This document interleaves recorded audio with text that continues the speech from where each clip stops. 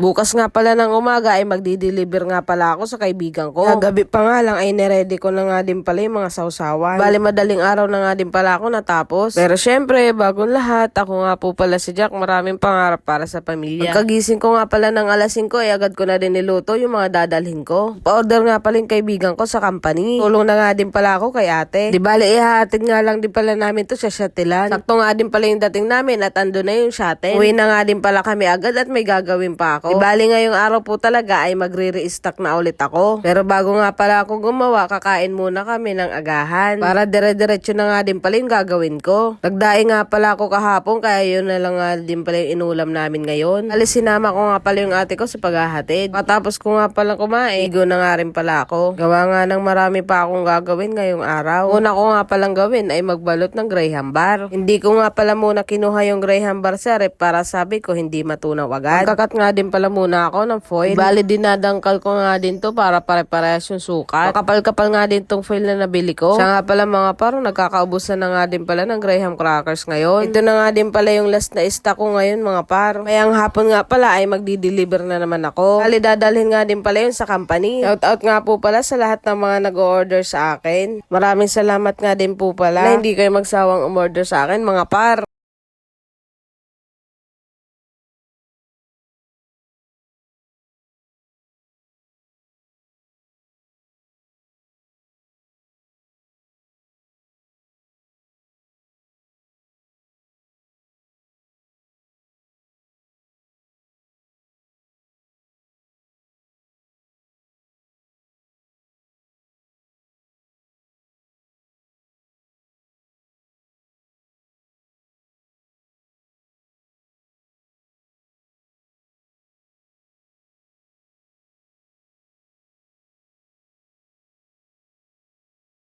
Halos kaunti na nga din pala yung stock ko ngayon. Ito na nga lang din pala yung natitira mga pa. Bali mababawasan na naman to mamaya. Pagkatapos nga pala ng graham bar ay susunod ko na nga din pala yung potato roll. Ubos na nga din pala yung ginawa ko nung nakarang araw. Ilalagyan ko nga din pala to ng cheese sa loob. Mas malasa din kasi talaga kapag may cheese. Medium size nga lang din palang lumpiang wrapper yung ginagamit ko. Para saktuhan lang din pag naibenta ko.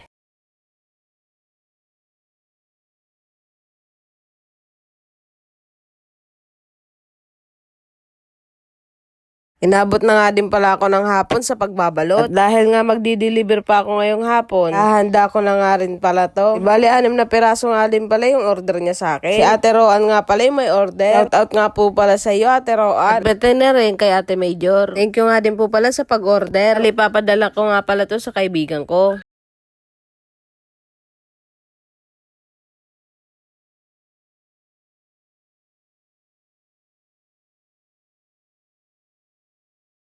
Shout out nga po pala sa iyo, madam. Maraming salamat nga pala sa iyo. Hindi na nga rin pala ako nagtagal at umuwi na nga din pala ako mga par. Gawa nga nang gagawa pa ako ng siomay. Sold out nga pala yung siomay na ginawa ko. Kaya gagawa na naman ulit ako ng panibago. Di bali ngayon, marami-rami na nga din pala yung gagawin ko. Buti na lang talaga may sariling food processor yung ate ko. At dahil nga hindi naman niya to ginagamit pa, hiniram ko nga din pala muna. Malaking tulong nga din pala talaga kapag meron ka nito. Bali, kaunting ingredients nga lang din pala yun nilalagay ko dito.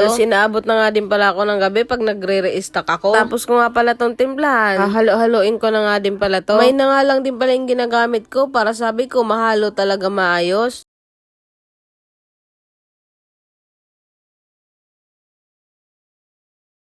Pagkatapos ko nga pala tong mahalo ay magbabalot na ako. Tumulong na nga din pala yung ate ko at yung hipag ko. Ito nga rin pala nila masubukan kung paano magbalot. Medyo nahihirapan nga din pala sila sa una. Gawa nga ng hindi pa rin nila gamay. Pero kahit papano ay nagawa rin nila na maayos. Medyo marami-rami nga din pala yung nagawa ko ngayon. Balot 3 peraso, 20 pesos. Murang-mura na nga din pala yan mga par. Nang maluto nga ito, titikman ko na rin para sabi ko malaman ko nga pala yung lasa. Ako nga lang din pala nagawa ng chili garlic. Eh ano pang ginagawa? Tikimantay muna.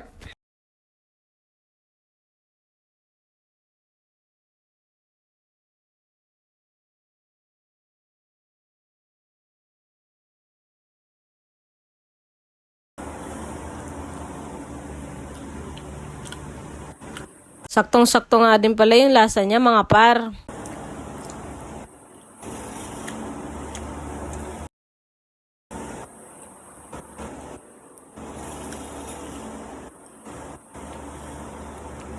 Yun lang, salamat sa panunod.